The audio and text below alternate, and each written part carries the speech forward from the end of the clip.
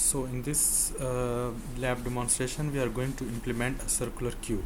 So as we discussed in the class, we would be practicing generics. So let's make this circular queue class generic. Whenever we have to deal with generics, we mention this here in the form of this E or any for example, I can write here type or T or anything that would that is enclosed in this less than and greater than bracket pair.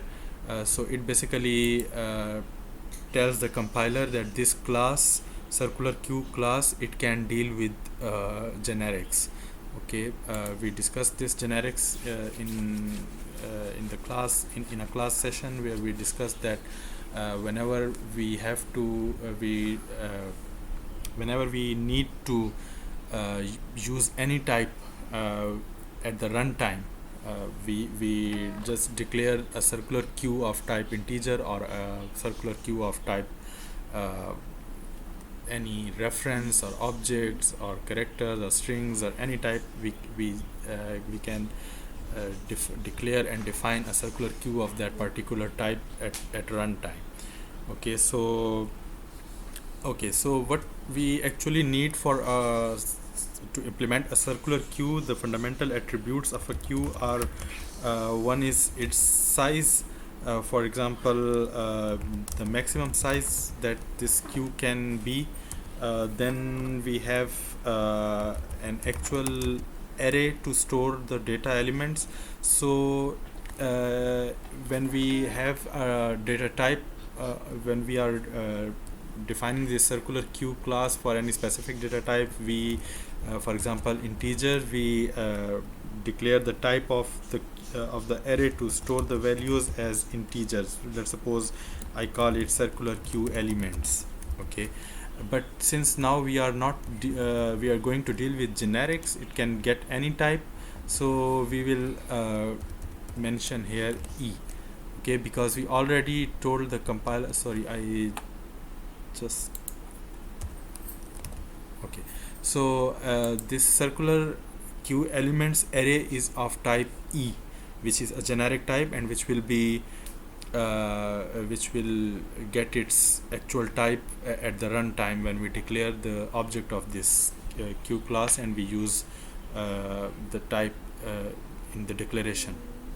For example, when you declare an array list, you mention in this less than greater than bracket pair the type integer or string or whatever. In the same fashion, you would declare the type when you will be declaring an object of this class.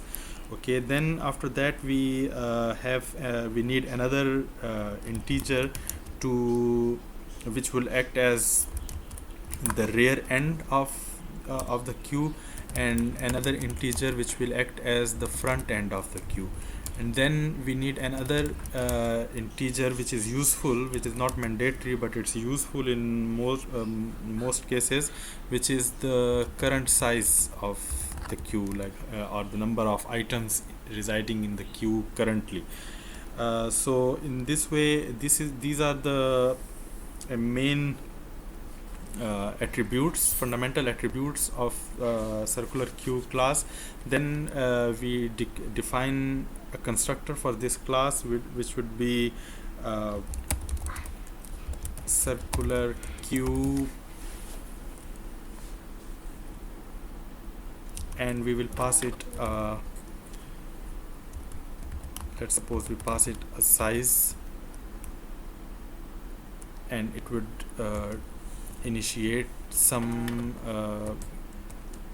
variables for us. For example, it will make the maximum size of this the maximum size, this class variable maximum size, it will initialize it to the maximum size that we pass it. Also it would create the actual array, it would reserve in memory the space required for this circular queue elements array that we just declared above. And since it would be an array of type generic, we don't know, we exactly don't know what is the type of this array. So what we do is we create an array of object type. Okay, if you recall from OOP concepts, object is the superclass of all references, all types. So we declare an object of an array of object type of size this dot max size that we just initiated.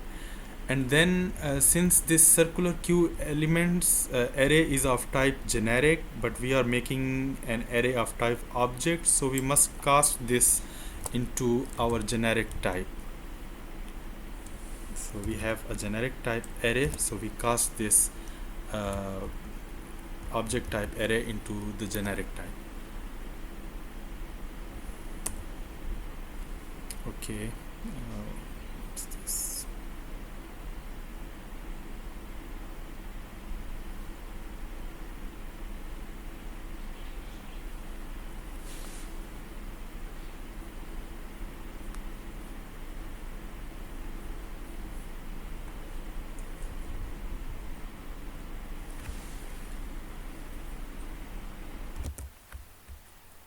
Okay, so I guess there is some spelling mistake. I here mistyped it. So now this is circular elements array and this is circular. We initialize the circular element array. Then the current size we initialize it because we know that in the start the current size must be 0. And then what we do is we initialize the rear with 0 and front with 0. In some implementations the rear and front are initialized to be -1, and then we check at the time of enqueuing or dequeuing accordingly. Okay, so that doesn't matter, you can initialize it with the rear and front to be -1, or you can initialize the rear and front to be 0. Just you have to be careful that when you initialize the rear and front with -1, so it would be an indication of an empty. It would be good. Let's use the -1 convention, so that when the front is equal to -1, it is an indication of an empty queue. Okay, and so this is our basic constructor. Then after that what we do is we the important function, the important method of this queue data structure is enqueue method. So when we have to define the enqueue method, for example, that must be a public method. It doesn't return anything because we are just inserting into the array.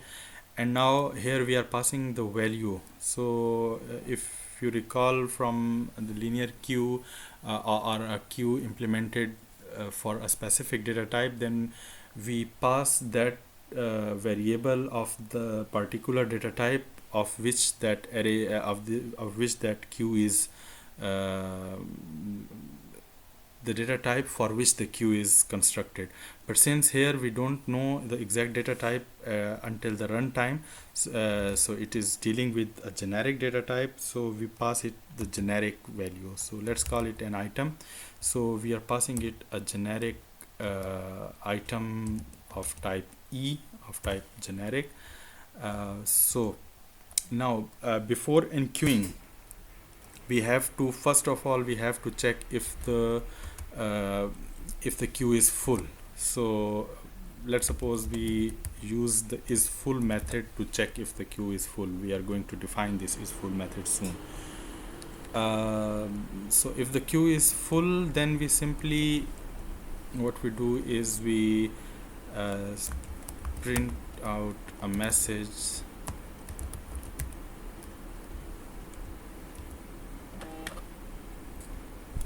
the queue is full, or let's implement a queue exception, full queue exception. When the queue is full, what we do is we throw a full queue exception.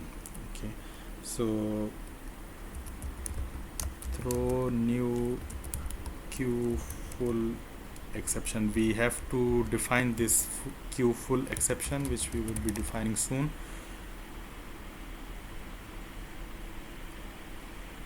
And we pass it a message so that when it throws this exception, it also prints this message for us: circular queue is full. Okay. But if the queue is not full, so else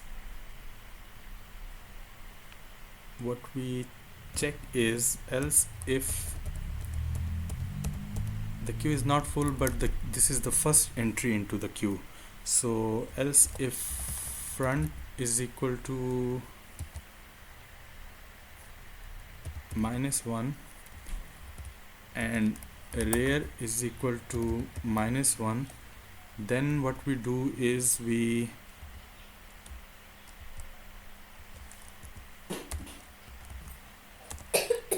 bring this so we make this front is equal to 0 and rear is equal to 0, and then we place at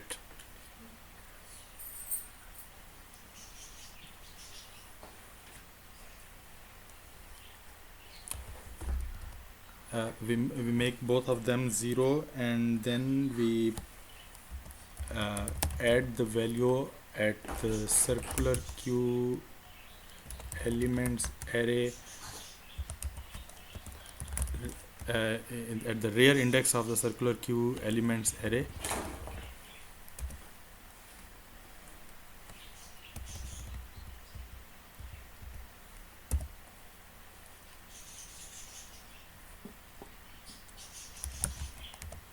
It's equal to item.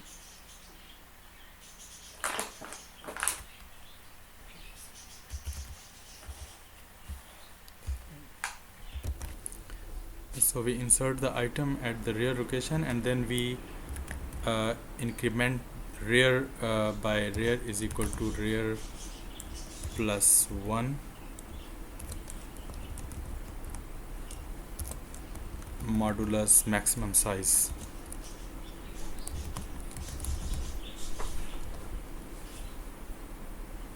We have discussed this in the class, how this works, how it increments the rear by 1 in all the cases except when the rear is maximum size -1, in which case, in that case, it increments the rear it reinitiates the rear pointer to 0. But if this is not the case, the front is not equal to -1 and rear is not equal to -1, which means that the queue is not empty, then in that case what we simply do is we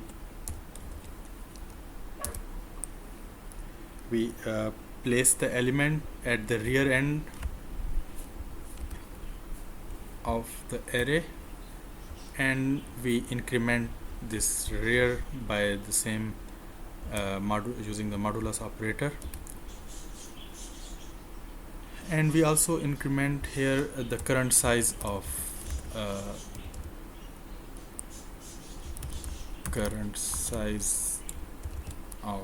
the queue, and here also we increase this current size plus. So this is the enqueue operation, enqueue method, and then we have the dequeue method.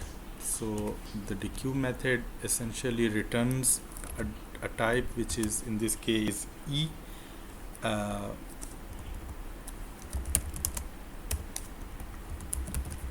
Dequeue, we don't pass it anything, and what we do in this is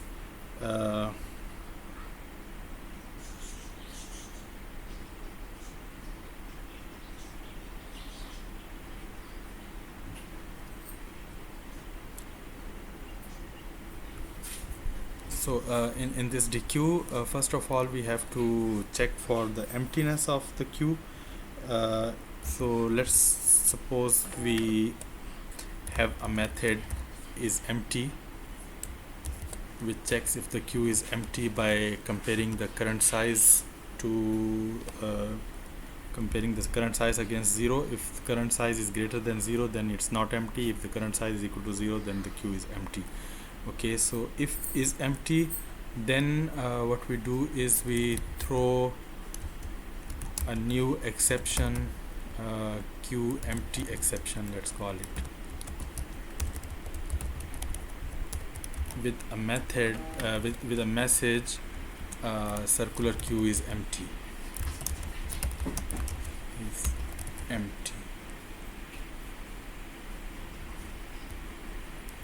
Okay, but if it is not empty, then what we do is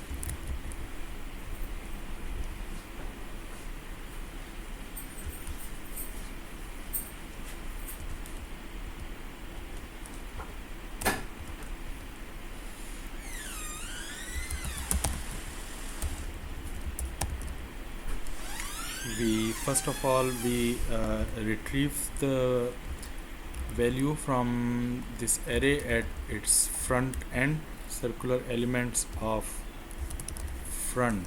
This value we retrieve because this must be a value of type E, so let's call it dequeued element, and this is the element at the front index of the CircularQueue elements array. Okay, so now after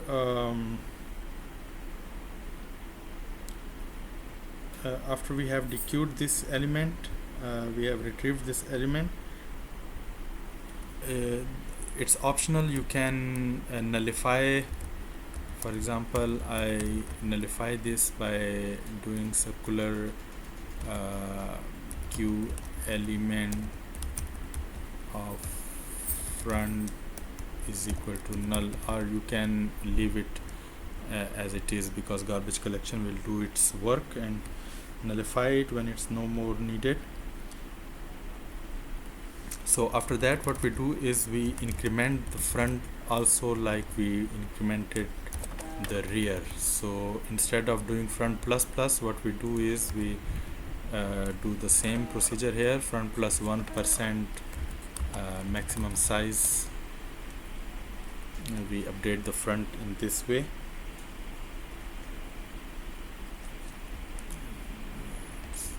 And this is the dequeue method, and we have to return this, return dequeued element.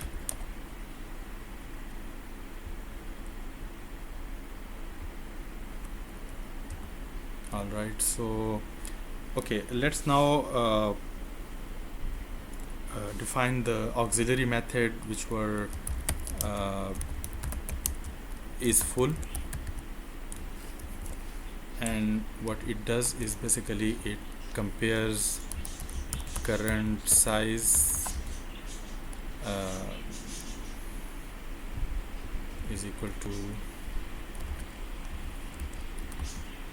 maximum size, right? And then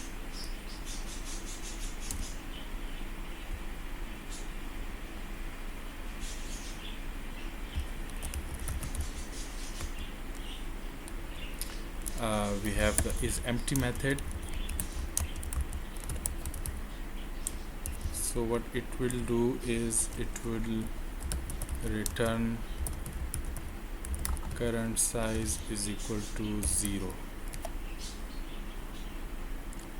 Okay, so this appears to be a pretty straightforward and simple comparison condition to check if the array is full. If we are not to use this current size and we have to check by the front and rear pointers, then there is a condition. For example, if rear plus 1%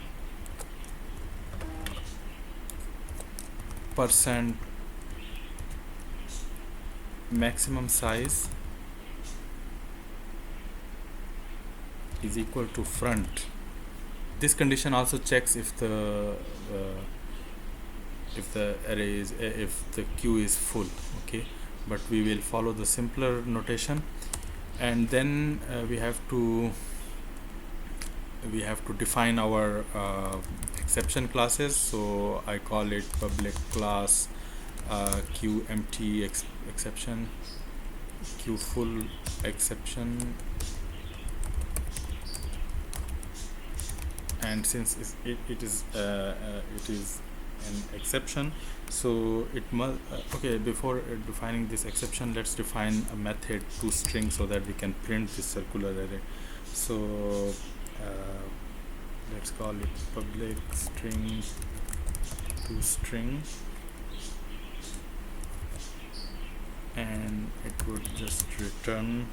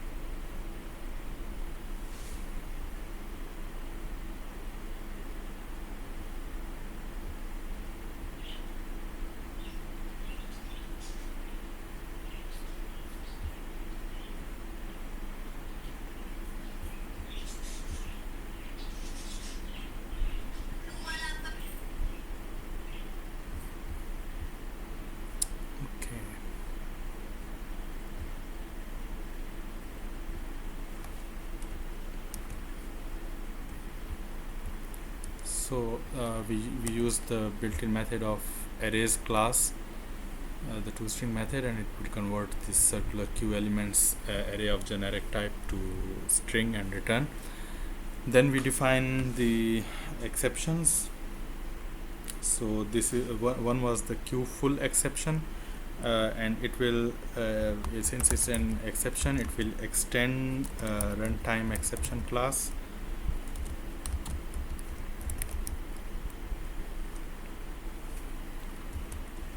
Okay.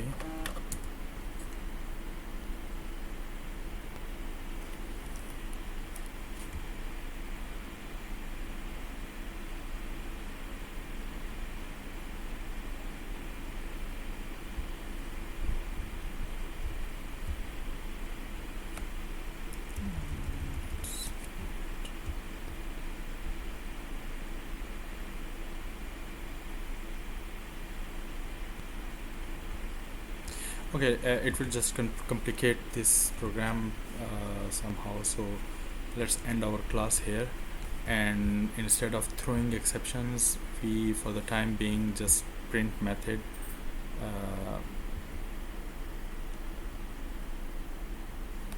so we do s out, and CircularQueue is empty, and here also we print a message that the queue is full.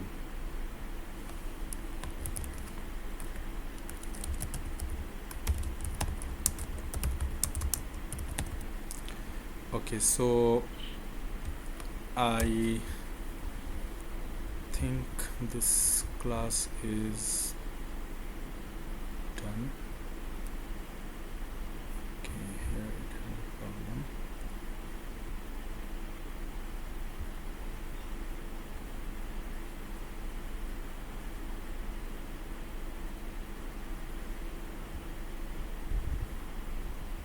Okay, it must if we are not going to throw exception, then it must return something. So what we do is print this and return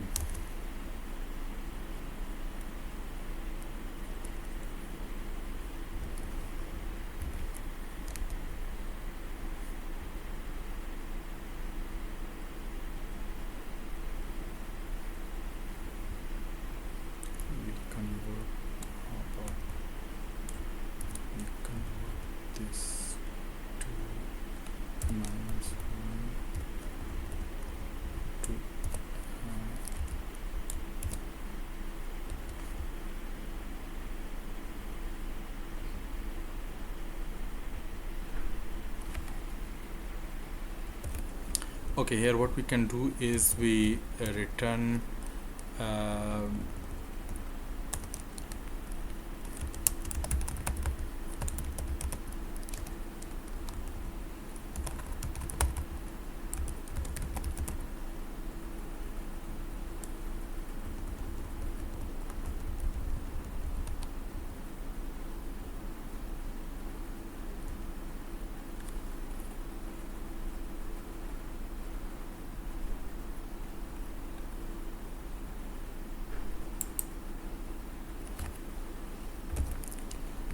okay, so I researched a little bit. There is not any simple solution to this because this method expects a generic type, and if the queue is empty, then we can't return any generic type. So we would stick to the previous approach that we were going to make.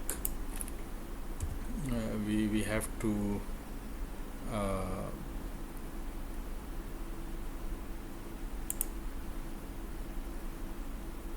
we have to define we have to throw an exception in case of empty. So let's throw new queue empty exception with a message. Let's suppose that circular queue is empty.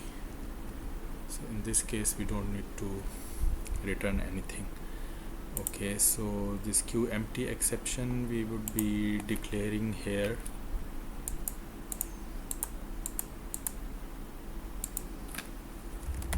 as a separate class queue empty exception extends runtime exception. Okay, so in this class we since we are passing a message when we throw this exception, so we define an overloaded constructor for this class which will say that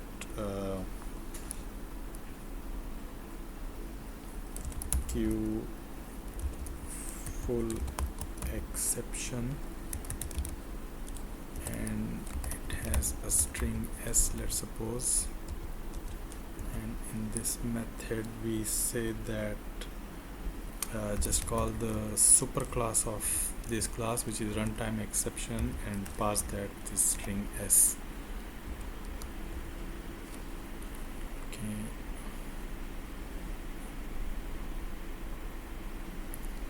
okay, it's not queue full exception, it's queue empty exception.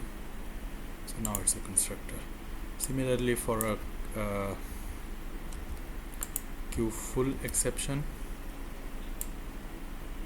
we have the same criteria. We just change the name of the classes here. Okay, so this will throw, and now there is, so this is the basic skeleton of the circular array class. I'm going to pause the recording, and I would write the main function which will run this CircularQueue class, and I resume the recording in a while. So in this main method I created another class which is called CircularQueue implementation. It has a main method, and I created a circular queue of type integer. Notice the type mentioned here in this less than greater than brackets, so the generic type will be replaced by this integer type. I call it a circular queue, and this is the new circular queue of size 8. This is the maximum size that I pass, so it will basically create a circular queue of size 8. Then what I do is I call the circular queue.enqueue with the value 13, 16, 17, 18, 19, 20, 21, 22. After that I print this queue, and then I for example, if you see here the output of this program, So full circular queue is 13, 16, 17, 18, 19, 20, 21.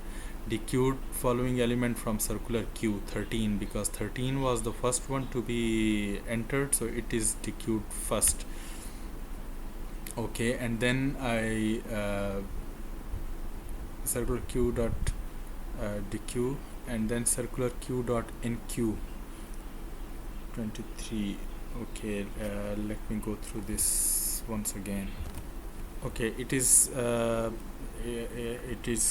causing problems because we are checking. If you see here, we are checking the emptiness or fullness of the queue by comparing its current size to maximum size, or current size is equal to 0.